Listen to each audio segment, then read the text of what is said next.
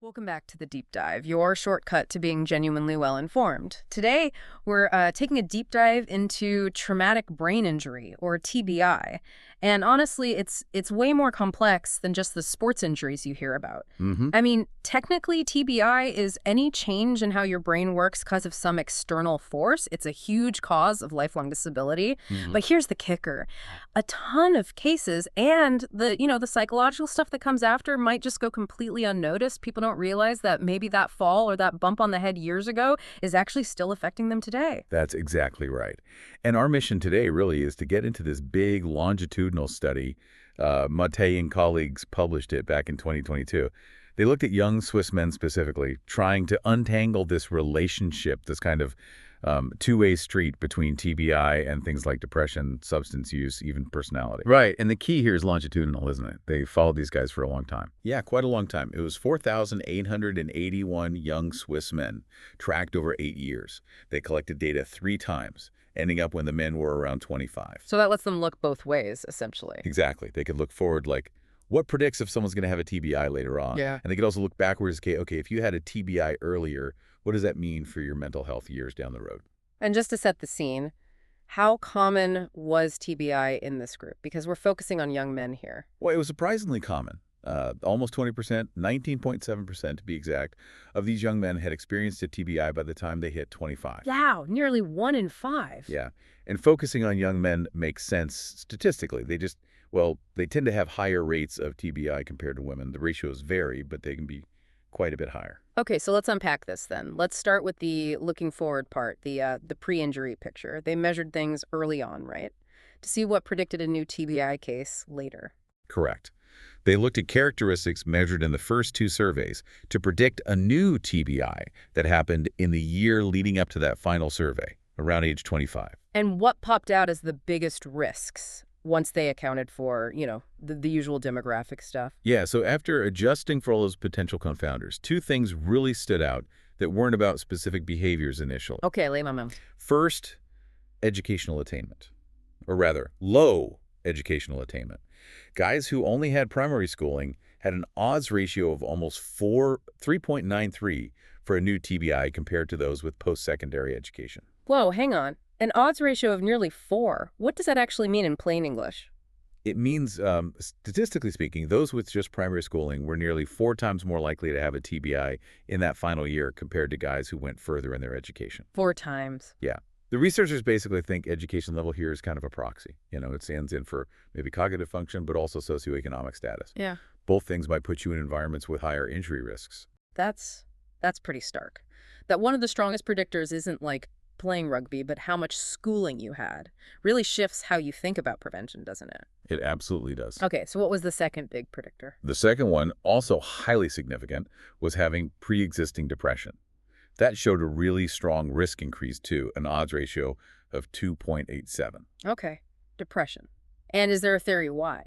Well, one leading hypothesis they mentioned connects to neurobiology. It's this idea that maybe individuals who are more at risk already have some underlying issue with serotonin in the brain. Ah, serotonin. So that affects mood. Right. It affects mood, but crucially, it also impacts impulse control. And if your impulse control isn't great, well, you might find yourself in riskier situations more often. That link seems key. Depression isn't just feeling down. It might link to behaviors that raise risk. What about personality itself? I'd expect certain traits to show up. You'd be right.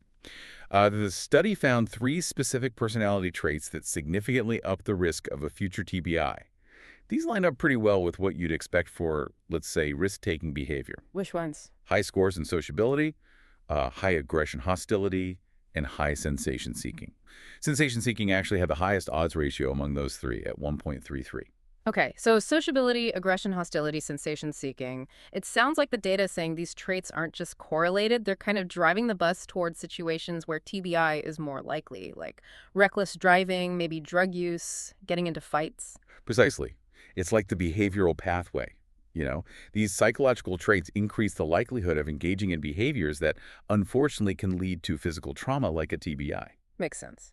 Now, what about substance use? You mentioned drug use. Did things like alcohol or cannabis use disorders show up as major risk factors, given how often they're linked to risky behavior? That's actually one of the more nuanced findings. Hmm. While things like alcohol use disorder, AUD, and cannabis use disorder, CUD, did show higher odds initially, Yeah. they didn't end up being statistically significant risk factors in the final model, the one that adjusted for everything else, like education and depression. Huh. Any idea why not? Seems counterintuitive. The researchers suggested it might be a statistical power issue. Basically, maybe there just weren't enough new TBI cases in their specific group who also had those particular disorders to reach statistical significance. Okay, interesting. So if alcohol and cannabis didn't make the final cut as significant risks, did any substance use factor stick? Yes, one did. Nicotine dependence. Being dependent on nicotine was the only substance use disorder significantly linked to a higher risk of TBI in that final adjusted model. It had an odds ratio of 1.72. Nicotine dependence. Okay. So putting it all together for the risk side. Lower education, pre-existing depression, being high in sensation seeking or aggression, and nicotine dependence. That's quite a profile. It is. It paints a complex picture of vulnerability before the injury even happens. Right. But this study was longitudinal, so we need to flip it. Let's look at the other side of that two-way street. What did they find when they looked at the consequences? What happens down the line if you already had a TBI earlier on? Yeah, and this is where the study design really pays off, because they had that baseline data from the start. Hmm. They could adjust for where people started on things like depression levels. So when they find an association later, it suggests that TBI contributed to a change or a worsening over time. Okay, so let's start with depression again. We know it's a risk factor. Does having a TBI then make depression worse later on? Absolutely. The findings were clear on that. Having had a previous TBI was a major predictor of depression at that final follow-up, around age 25. The odds ratio was 2.16. And that's even after accounting for whether they were depressed to begin with. Exactly. That's the crucial part. The link remained significant even when they controlled for pre-existing depression and all the other potential confounders. So the implication is pretty strong then. TBI itself seems to actively worsen or maybe even trigger depression later. That's what the data points towards. And they discussed a couple of possible reasons. It could be direct physical changes in the brain from the trauma, like messing with neurotransmitters, maybe serotonin again, Right. or Mm. or it could be more indirect. The TBI leads to a decline in someone's quality of life, maybe their ability to work or socialize, and that then leads to depression. Probably a mix of both for many people. Okay. What about personality? Did having a TBI lead to measurable changes there? Years later, we saw aggression was a risk factor. Yes, and it seems to be a consequence, too. Specifically, having a previous TBI was significantly linked to having higher scores later on in aggression hostility. So TBI might actually cause lasting changes that look like poor impulse control or increased aggression. That's what this suggests. And again, it fits that potential neurobiological story. Maybe the trauma leads to a long-term dip in serotonin function, which could fuel both that poor impulse control and the depression we just talked about. It connects back. It really does seem interconnected. And nicotine dependence that popped up as a risk factor, was it also a consequence? It was. Nicotine dependence was also significantly associated with having had a previous TBI.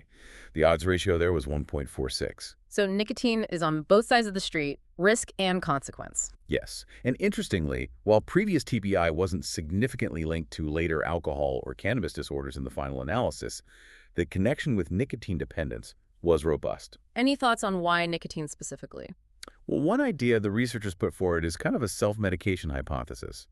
Maybe nicotine helps sort of takes the edge off some of the cognitive problems that can follow a TBI. Ah, so people might start smoking or smoke more to cope with brain fog or attention issues after the injury. Potentially, though, as they point out, that doesn't fully explain why it was also a risk factor before the injury happened. It suggests a really complex role for nicotine here. Definitely sounds like a cycle. Okay, let's try and synthesize this now. We've talked about risks, we've talked about consequences. What factors did this study pinpoint as being truly bidirectional, both increasing risk and getting worse after a TBI? Right. Pulling it all together, the study really highlights three key factors that operate on that two-way street: depression, nicotine dependence, and aggression hostility. So for those three, if you have them, you're more likely to get a TBI. And if you get a TBI, those specific things are likely to get measurably worse over time. That's the core finding for those three, yes. Yeah. A real feedback loop. Okay, and then there were factors that only seem to work one way. just increasing the risk. Exactly. Things like sociability and sensation seeking were confirmed as risk factors. They predicted who might get a TBI. But the TBI itself didn't seem to significantly worsen those specific traits in the long run, according to this data. And the big one, low educational attainment. Same thing. A very powerful risk factor for getting a TBI, but not identified as a consequence that gets worse after the TBI in this analysis. Got it. So separating those out is pretty important for thinking about how to help people, right? Absolutely. It helps target where interventions might be most effective. Which brings us to the practical side. For anyone listening, maybe healthcare folks, therapists, people working in public health, what's the big clinical takeaway here? How should this change practice? Well, I think the main message is that when you see a patient, maybe a young man, presenting with chronic depression, or a substance issue like nicotine dependence, or maybe clear problems with aggression or impulse control, Yeah. you really need to consider TBI as a potential underlying or contributing factor. You should probably be screening for a history of head injuries, even ones that seemed minor at the time. Don't just treat the symptom you see today in isolation. Right. Look under the hood for past trauma. And what about prevention? Does the data point towards any particularly promising strategy? It does seem to highlight one area pretty strongly. Depression. Screening for and actively treating depression looks like it could be a powerful lever. How so? Well, it potentially works in two ways. It's primary prevention. If you treat the depression, maybe reduce some of the risky behaviors or impaired judgment that can lead to TBI in the first place. Okay. And it's also secondary prevention. If someone has already had a TBI, effectively treating their depression could help lessen that negative long-term impact on their mood and maybe even impulse control that we talked about. Makes a lot of sense. Now, before we finish up, context is always key. Any major limitations of this study we should keep in mind? Sure, a couple of important ones.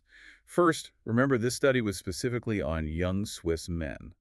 So how well these exact findings apply to, say, women or older adults or people in different countries, we need to be cautious about generalizing too broadly. Good point. Anything else? Yeah, the way they defined TBI was quite specific. It required either loss of consciousness for at least 5 minutes or a hospital stay.